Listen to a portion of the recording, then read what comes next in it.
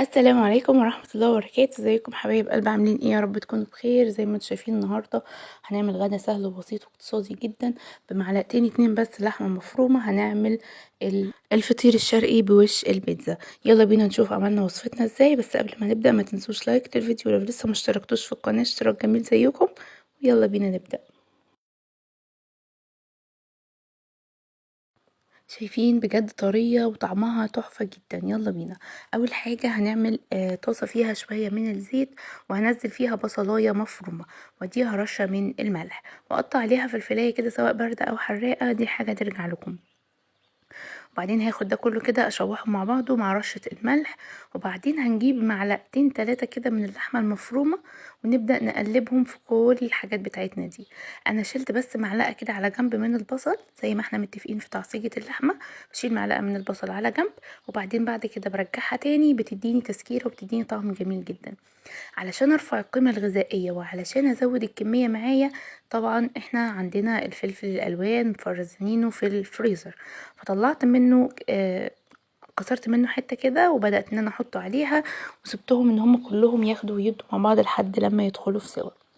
طيب بعد كده انا جبت لفه الجلاش.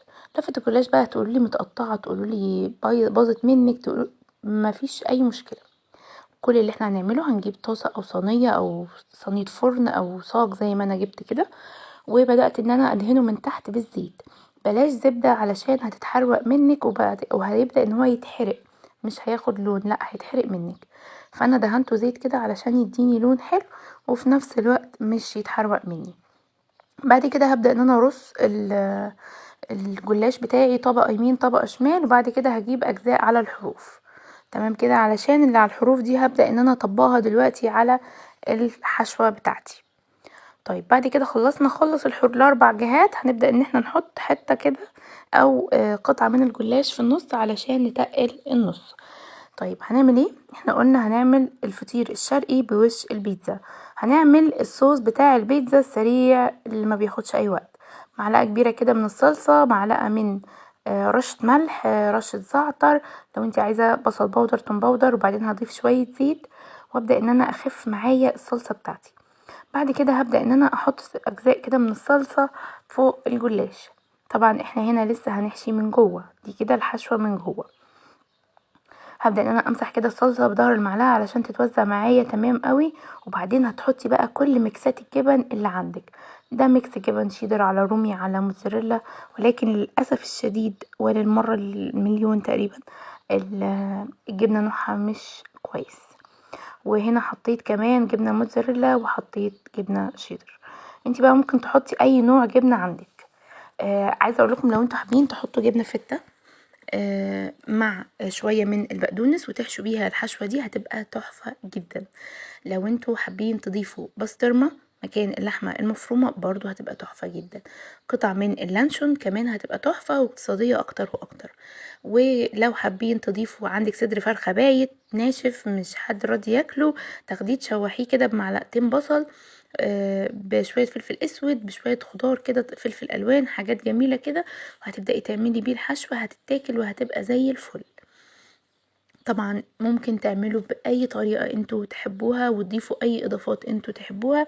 وكمان عايزة اقول لكم ممكن تقطعوا فلفل وطماطم مربعات صغيرة كده، بس هنشيل بس البذر والقشر بتاع الطماطم علشان ما ننزلش ميته والدنيا تتعجن في بعضيها. ونحط ميكس الجبن بتاعتنا، وممكن كده من غير اي لحوم. ممكن جدا بعد ما نحط ميكس الجبن دي نجيب بيضة نربها ونرشها على الجبن الحشو اللي جوه مكان اللحمه. ولكن انا النهارده عملتها يعني عايزه اقول لكم اللي هو بالموجود بقى. يعني انا كان عندي حته لحمه مفرومه ولا نافع اعملها اي حاجه، ففكرت ان انا ليه مش اعملها وازود بصل شويه واحط لها شويه فلفل وشويه حركات وحاجات هيديني طعم. يعني احنا لما نيجي ناكل، لا الطعم كله لحمه، تحسيها مليانه لحمه. بعد كده دهنت كده جزء من الصلصة على الوش، وبعدين اديته ميكس من الجبن برضو نفس الميكس اللي جوه. طيب لو مش حابين تضيفوا اللي على الوش دي مفيش اي مشكلة، ولكن هي بيتزا اللي هي الفطيرة الشرقي فكرتها اللي هي محشية من جوه. ممكن انتوا بقى تعملوا وش البيتزا او ممكن لا. تعالوا بقى نعمل التشريبة اللي هتدينا الطراوة والطعم التحفة. ده كده لبن كان راب مني وقطع طبعا كالعادة. حطيت عليه رشة من الزعتر ورشة من الفلفل الاسود ومعلقة كبيرة من الزيت. زي ما انتوا شفتوا انا لا دهنت طبقات زيت ولا سمنة ولا دهنت طبقات الجلاش نهائيا. انا كل اللي انا عملته رصيت طبقات الجلاش بالطريقة العادية خالص، وبعدين بعد كده بدأت ان انا احشي حشوتي، وده هي معلقة الزيت اللي انا حطيتها في الاخر دي. تمام. طيب انا خلصت، هاخد الصينيه دي ادخلها الفرن. طيب انا ما عنديش فرن، انا مستعجله، انا حاجات كتير. هنعملها في الطاسه بتاعه القليه عادي خالص على البوتاجاز من فوق. هبدا ان انا ادهن الطاسه من تحت برضو شويه زيت، وهبدا ان انا ارص ورق الجلاش طبقات كده في الجناب ده والجناب ده والجناب. تمام. اخلي كده الطرف من بره طالع ليه؟ علشان هبدا ان انا المهم في الاخر على بعض. تمام كده. وبعدين بعد ما احط كذا طبقة هبقي ورقتين اتنين علشان الف بيهم الوش. هحط طبقة في النص علشان زي ما قلنا نتقل النص. هجيب كده باقي الصلصة بتاعة البيتزا اللي احنا عملناها او بديل صلصة البيتزا، هدهنه كده برضو نفس الحكاية. هنعمل ميكس جبن او جبنة فتة مع زعتر، ممكن حاجات كتير جدا زي ما قلنا. ممكن قطع لانشون، ممكن قطع بسطرمة، صدر فرخة بايت، مش لازم يكون بايت يعني، لا عادي ممكن تجيبوا اي حتة فرخة عندكم وتشوحوها زي ما قلنا، او معلقتين لحمة مفرومة، او من غير لحوم خالص. ممكن تجيبي بيضة وتكسريها وتربيها وتنزلي فوق الجبن والحاجات دي كلها، وتقطعي بقى فلفل وتقطعي طماطم صغيرة، هتبقى تحفة جدا.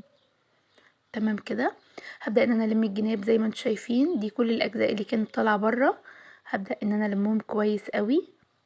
وبعدين بعد كده هجيب زي ما قلنا احنا هنسيب ورقه او اتنين يكونوا كويسين علشان هبدأ ان انا الم الوش.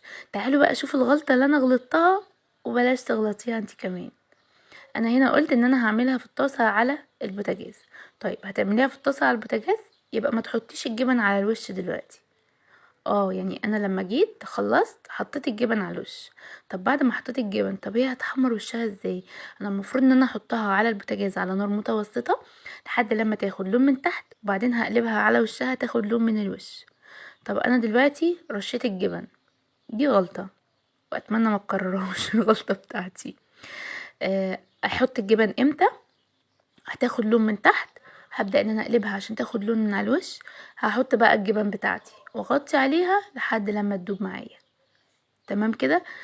هي تمام وكل حاجة ويعني بصوا كانت جميلة، وقلبتها برضو على فكرة على الجبن وخدت لون اكتر كمان، يعني بقت مقرمشة اكتر، بس كانت جميلة بصراحة.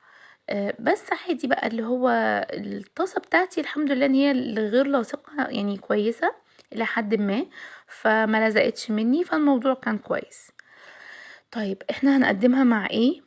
انا عن نفسي قدمتها مع دي كده الوجبة اللي هي بتاعت كوكي، اللي هي بقى فرخة كاملة تقريبا، لان كان فيها يعني دي كان فيها صدور وكان فيها وراك. طبعا انتي ممكن تحطي بانيه ستريبس، تحمري شوية بطاطس جنبها وشكرا على كده. زي ما انتم شايفين كل اللي انا عملته خرجتهم من الفريزر حطيتهم في الاير فراير وبس خلاص، وهم بقى مع نفسهم هيتحمروا. بجد جميله جدا، انصحكم جدا بالاير فراير. موفره موفره موفره، هقول موفره لحد اخر ثانيه، يعني جميله. لو عايزين اقول لكم ريفيو عنها، هي جميله جدا بصراحه ومش غاليه، مش غالية. انتي بايديكي تشتري الحاجات الغالية وبايديكي تشتري الحاجات الاوفر، عشان في اسعار اوفر، لان انا شفت ان كله بيأدي نفس الغرض. نخليلها فيديو لوحدها ونرجع لوصفتنا. زي ما انتم شايفين انا هنا جبت دي صينية الجلاش او صينية الفطيرة الشرقي بتاعتنا. شايفين بعد ما استوت تحفة جدا، والريحة مش قادرة اقول لكم على جمالها، والطراوة بتاعته واخد لون من فوق ومن تحت حاجة كده تحفة. شايفين تشوفيها من جوه تقولي مليانة لحمة. اتمنى تكون وصفاتي بتعجبكم، واتمنى تدعموا القناة بلايك واشتراك كومنت جميل منكم. سيبكم مع الفطير التحفة ده، شايفين اللون من تحت خطيرة. اشوفكم في فيديو جديد ومع السلامة.